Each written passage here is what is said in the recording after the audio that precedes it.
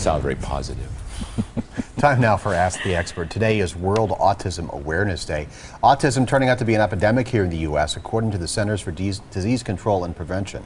Today, 1 in 50 children in the U.S. will be diagnosed with autism. 30 years ago, that number was 1 in 10,000 children. Well, registered dietitian Lori Meyer is here with us today.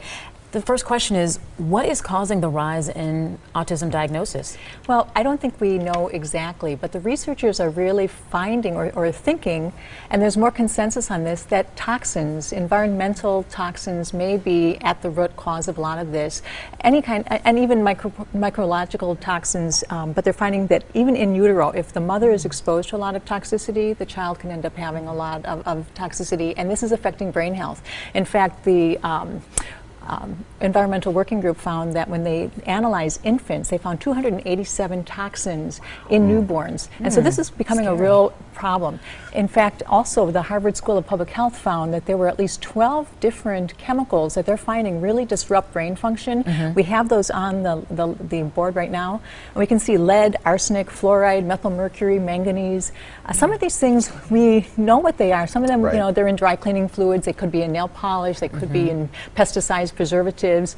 We can see toluene, the PERC, the PBDE, I can't even read DDT, from him. ethanol. Thank you. Okay, but anyway, so these are the list, and you'll have this, you know, we can send you the link for this, but these are all chemicals, and they also think that there's more than this. I mean, these are just the tip of the iceberg. There are some 60,000 chemicals that have never been tested for safety, so we don't even know that. We want to drive these out of our diets. How do we do that? Well, the first thing, and what they're recommending, go for organic if you can. And especially the Dirty Dozen, try to eat those organic. I have spinach and strawberries, those are on the Dirty Dozen.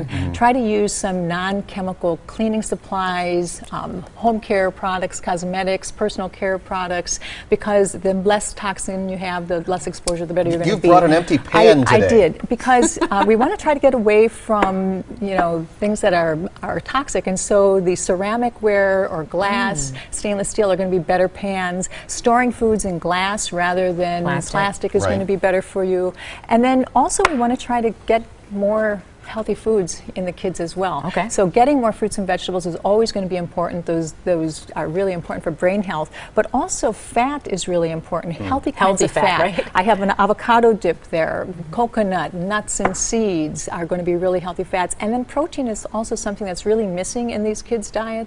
So we want to make sure that they're getting adequate protein. A lot of times these kids want to eat a lot of carbs. They're getting plenty of carbs, processed foods, we want to get away from that. And then last but not least, we want to try to get some probiotics. And you love your fermented foods. I have some fermented foods here. I have actually a fermented coconut oil or coconut milk, because we find a lot of these kids don't tolerate dairy as well.